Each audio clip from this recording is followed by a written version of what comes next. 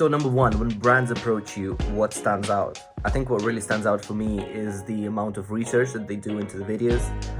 It's always nice to know that a brand has actually put in some time into understanding what you're all about and hasn't just watched the latest TikTok and is pretending that they've actually done research. So it's good when the message is kind of personalized.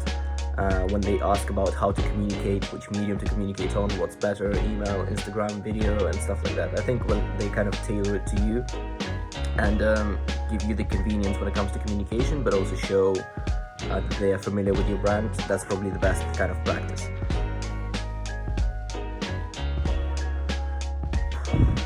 I think A, research, as I said, is really important.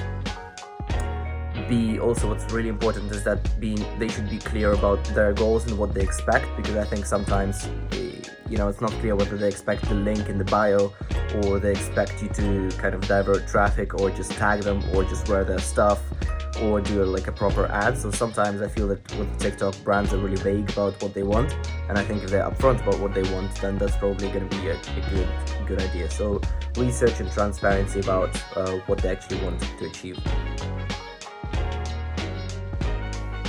How do I prefer to be briefed? I really like a call along with a deck. Like usually brands would send like a PDF of kind of their objectives and like what they want to achieve, and maybe some kind of a ready-made plan of what you're supposed to do. Some brands are kind of have more detailed briefs, some have less detailed briefs. But I think that like I would really like to have preferably a video call, because I'm just this kind of person with the brand, and just to kind of chat, like to see what they're about, to see what they actually want, to see what kind of connection we have and stuff like that. Like that's quite important to me. Maybe some other creators wouldn't be the same way.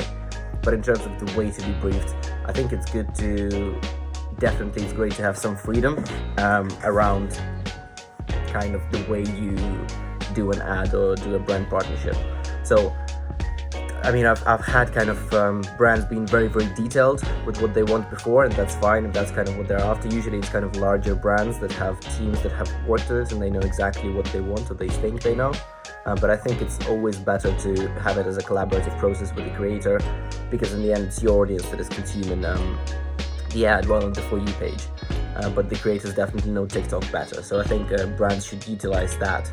I really like to participate in briefs, and I kind of am always really transparent about that, and I really want to make the ad feel organic to the other content on the platform. So even the fact that it has a product in it and it's an ad and someone is tagged really doesn't mean that it has to be suddenly giving off the ad vibes that people don't necessarily appreciate. Of course, you have to be transparent about doing an ad, but it doesn't have to look like an ad. So I like to participate in briefs as much as I can.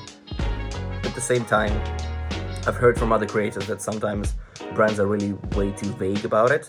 So the creators that perhaps aren't as keen on actually developing a brief or content strategy, or just are completely different in the sense of like personality and skill set, for them sometimes it's kind of important to know what to do. And when it's like all up there, like you do whatever, they get kind of lost and like confused and stuff like that. So I guess different creators roll differently, hence research and kind of communication is super important.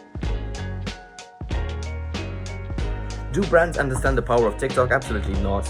Haven't met a single brand that understands what TikTok can do, aside from maybe music labels, but I don't really work with them.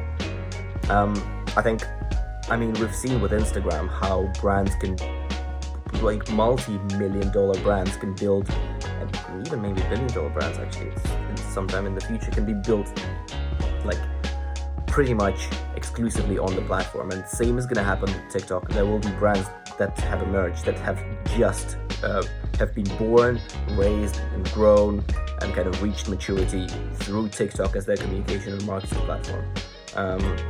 So the culture there is like incredible. It's large, huge user base, a lot of potential for growth.